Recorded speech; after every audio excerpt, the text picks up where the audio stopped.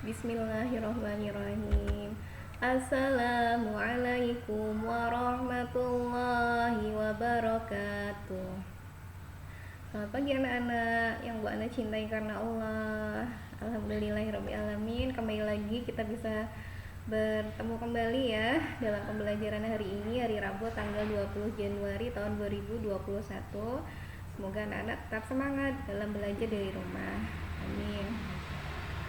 Anak-anak tetap jaga protokol kesehatan ya, memakai masker, sering mencuci tangan, dan jaga jarak ketika berada di dalam kerumunan.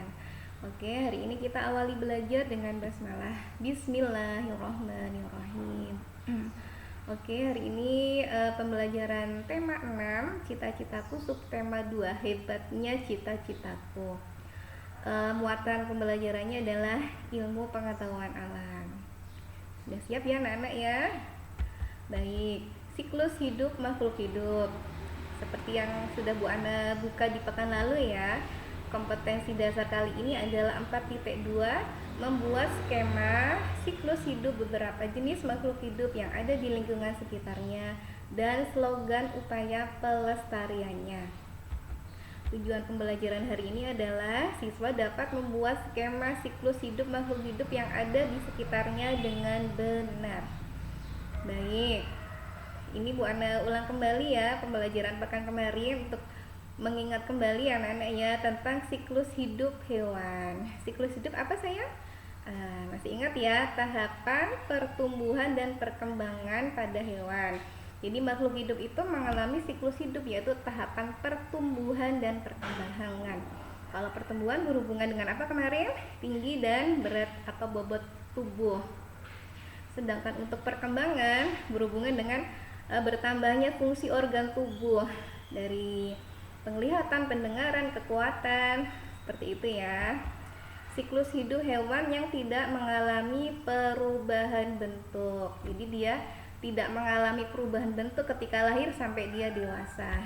Masih ingat ya, disebut ametamorfosis pada mamalia, unggas, reptilia, ikan. Kemudian yang siklus hidup hewan yang mengalami perubahan bentuk. Jadi ketika dia lahir dengan ketika dia dewasa bentuknya berbeda.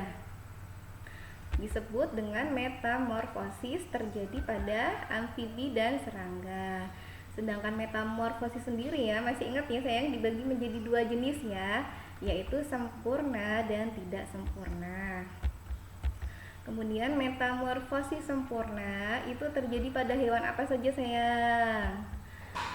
Yang metamorfosis ya pada daur hidup kupu-kupu, yaitu dari ulat, kepompong, telur ya. Kupu-kupu dewasa bertelur, telur berkembang menjadi ulat, kemudian ulat berkembang lagi mengalami tumbuh kembang menjadi kepompong atau pupa dan kupu-kupu muda. Sedangkan tidak sempurnanya terjadi pada belalang dewasa.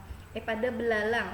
Jadi telur nimfa. Jadi ini sebelumnya nimfanya ini tidak bersayap, kemudian mengalami kesempurnaan sayap sehingga dia menjadi disebut imago atau belalang dewasa.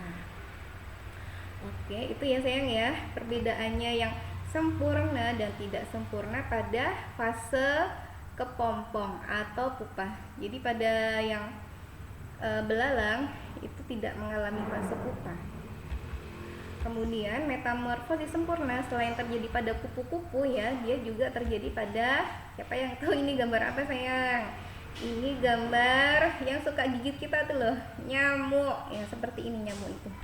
Kemudian ini binatang yang suka mengganggu, yang kita nggak senang kalau ada di makanan. Dia adalah lalat, dia mengalami metamorfosis sempurna. Kemudian ini apa? Tawon. Dan yang ini adalah semut. Sedangkan metamorfosis tidak sempurna terjadi pada hewan kecoa, kemudian belalang, ada capung. Itu ya sayang ya, hewan-hewan dari serangga yang mengalami metamorfosis sempurna dan tidak sempurna. Begitu ya. Kemudian untuk tugas hari ini adalah carilah informasi tentang siklus hidup serangga berikut.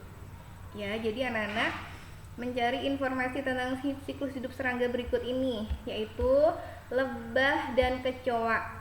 untuk nomor urut 1 sampai 10. Jadi yang punya nomor urutnya adalah 1 sampai 10 nanti mencari informasi tentang siklus hidupnya hanya lebah dan kecoa.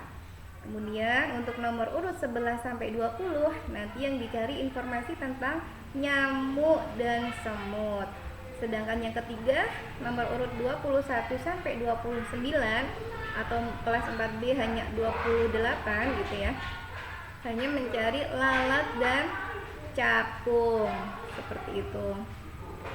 Terus kemudian buatlah bagas siklus hidup dari serangga tersebut sesuai bagiannya tadi pada kertas karton. Kalau nggak ada pakai buku gambar yang anak-anak punya ya, seperti itu. Kemudian lengkapi dengan gambar setiap siklus hidup. Jadi dikasih gambar ya, dikasih gambar lebahnya, kecoanya seperti itu agar lebih menarik. Itu ya, dan tugas ini akan ditampilkan ketika puncak tema insya Allah besok Kamis ya sayang ya, tanggal 21 Januari tahun 2021. Begitu sayang yang bisa Bu Ana sampaikan hari ini. Semoga Allah senantiasa memberikan kemudahan. Kita akhiri dengan hamdalah, alhamdulillahirabbil alamin. Oh ya, kemudian salah satu manfaat belajar dari siklus hidup adalah ketika kita mengetahui siklus hidup tersebut maka akan berhubungan dengan pelestariannya ya sayang ya. Jangan sampai terus setelah kita tahu kita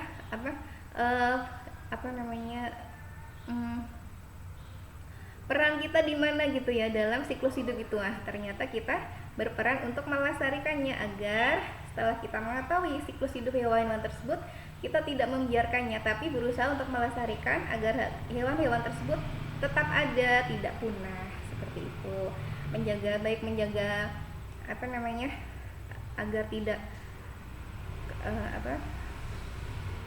agar tidak punah, terus agar hewan-hewan tersebut bisa terus tumbuh dan berkembang ya, misalnya dikasih makan dan lain sebagainya.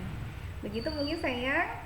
Subhanakallahumma wa bihamdika asyhadu an la ilaha illa anta astaghfiruka wa atubu ilaik.